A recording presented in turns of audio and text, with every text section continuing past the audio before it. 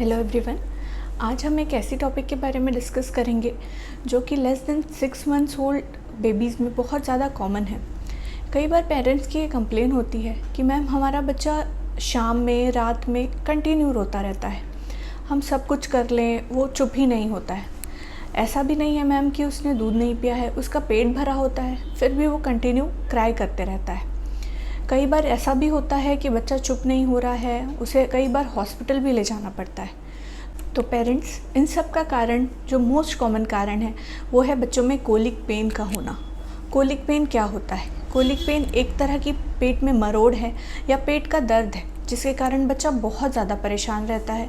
वो continue cry करते रहता है, वो उसकी फेस रेड हो जाता है, फिस्टिंग करता है बच्चा, इधर उधर मरोड़ करते रहता है और वो बहुत ज़्यादा परेशान रहता है। इसके कारण जो इन्फेंटाइल कोलिक है या कोलिक पेन का डायग्नोसिस है, हम उसे कहते हैं डायग्नोसिस ऑफ एक्सक्लूजन। मतलब जब हम बाकी रीजंस हम रूल आउट कर लेते हैं कि बच्चे को कोई मेजर इलनेस तो नहीं है, बच्चा हेल्दी है, बच्चा फीड अच्छे से कर रहा है, तब हम कह सकते हैं कि बच्चे को ये जो पेन हो रहा है या जिस कारण बच्चा रो रहा है वो कोलिक पेन के कारण है।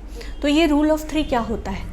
जब बच्चा कंटिन्यू 3 आवर्स तक रोता रहे, ये 3 घंटे का रोना more than 3 times per week हो और ये मोर देन 3 वीक्स के लिए प्रेजेंट हो, तो इस रूल ऑफ 3 से हम कोलिक का डायग्नोसिस बना सकते हैं।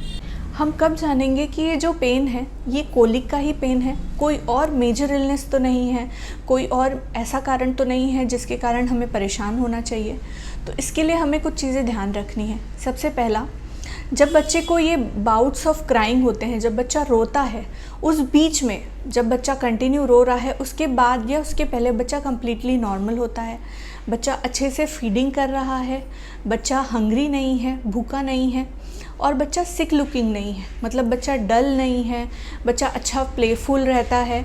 और ये episodes usually late evening time और नाइट टाइम्स में उसे होते हैं, उसके बाद बच्चा ठीक हो जाता है, तो हम कह सकते हैं कि ये एपिसोड्स कोलिक के एपिसोड्स हैं। कोलिक पेन यूजुअली किस एज में प्रेजेंट होता है? तो ये देखा गया है कि नॉर्मली ये 3 to 4 वीक्स की एज में, मतलब जब बच्चा 1 महीने का होता है तब ये एपिसोड्स शुरू होते हैं और ज़्यादा से ज़्यादा ये 6 मंथ तक लास्ट करते हैं। 6 मंथ्स के ऊपर के बच्चों में कोलिक एपिसोड्स बहुत कम होते हैं या नहीं पाए जाते हैं। अब हम जानते हैं कि कोलिक एपिसोड्स के या कोलिक पेन के कारण क्या क्या हैं। तो जो सबसे पहला और इम्पॉर्टेंट कारण है वो है गैस का होना, जिससे कोलिक पेन बच्चों को होता है।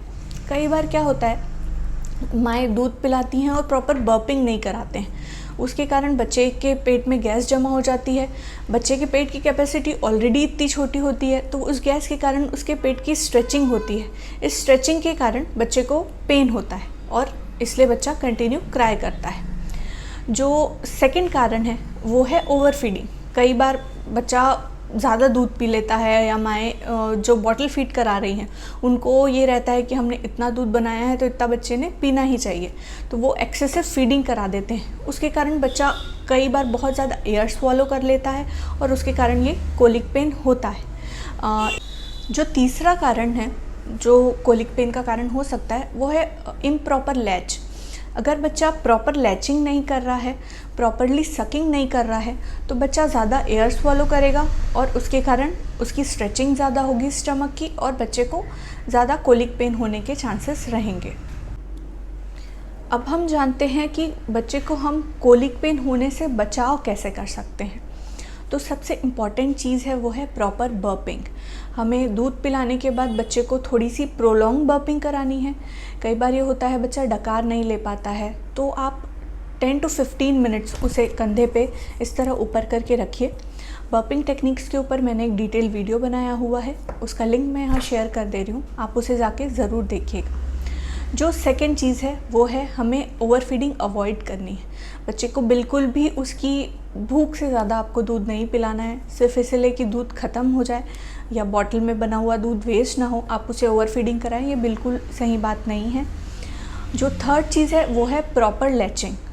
क्या होता है, कई बार न्यू मदर्स होते हैं, उन्हें बहुत कंफर्टेबल नहीं होता है ब्रेस्ट फीडिंग करना। इसके कारण क्या होता है, इस अनकंफर्टेबल पोजीशन के कारण बच्चा प्रॉपरली लैच नहीं कर पाता है। इससे मदर में भी निप्पल सोरनेस की प्रॉब्लम हो सकती है और बच्चे में कोलिक पेन की प्रॉब्लम हो सकती है। तो ये भी आपको बहुत ज़्यादा ध्यान रखना है कि प्रॉपर लैचिंग होनी चाहिए। अब हम जानते हैं कि हम कोलिक के लिए ट्रीटमेंट क्या क्या कर सकते हैं। तो सबसे पहला ट्रीटमेंट है वो है प्रॉपर बर्पिंग कराना। जो सेकेंड ट्रीटमेंट है वो है कोलिक मसाज करना। जब बच्चे को कोलिक पेन हो रहा है तो आप हल्के से बच्चे के पेट में इस तरह राउंड मोशन में मसाज कर सकते हैं। जो थर्ड टाइप है वो है साइक्लिकल मसाज। आप देख सकते हैं इस फोटो में, इस तरह से पेट की तरफ ले जाना है और इस तरह से साइक्लिकल मसाज करनी है। ये सारी मसाजेस हेल्प करती हैं बेबी के पेट की गैस को प्रॉपर पैसेज के लिए। इससे इजीली जो गैस है पेट की वो इजीली बाहर निकल जाती है और बच्चे को कोलिक पेन में रिलीफ होता है। जो नेक्स्ट थिंग आप यूज़ कर सकते हैं वो है सेमेथिकोन कंटेनिंग ड्रॉप्स। कोली के ड्रॉप्स आते हैं, कोलीमैक्स ड्रॉप्स आते हैं, ये ड्रॉप्स आप यूज़ कर सकते हैं। ये भी काफ़ी हेल्पफुल होते हैं बच्चे के कोलिक पेन को रिलीफ करने के लिए। कई बार ये भी देखा गया है कि बच्चे को जब आप हॉस्पिटल ले जा रहे हैं या बाहर के फ्री इन्वायरमेंट में लेके जा रहे हैं, कंधे पे रख रहे हैं, बर्प कर रहे हैं, थोड़े से ओपन स्पेसेस में लेके जा रहे हैं और बच्चा शांत हो जाता है। तो ये भी एक मेथड है जो आप ट्राई कर सकते हैं बच्चे के कोलिक पेन को रिलीव करने के लिए। अभी रिसेंटली ही एक तरह का प्रोबायोटिक इंट्रोड्यूस हुआ है जो कि बच्चों में कोलिक एपिसोड्स को रिड्यूस करता है। आप अपने पीडियाट्रिशियन से मिलके बच्चे को इसका भी एक ट्रायल दे सकते हैं। अब हम जानते हैं कि कब हमें बहुत अलर्ट रहना है और कब ये हमें जानना है कि ये कोलिक पेन नहीं है और ये कुछ और है और आपको तुरंत अपने डॉक्टर से कंसल्ट करना है।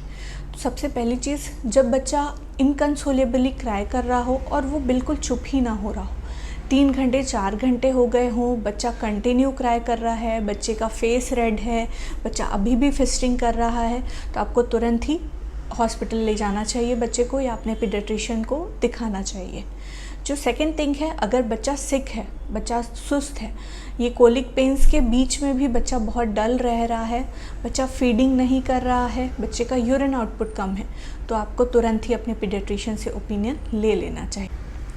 इसी तरह के इन्फॉर्मेटिव वीडियोस के लिए आप मेरे चैनल को ज़रूर सब्सक्राइब कीजिए।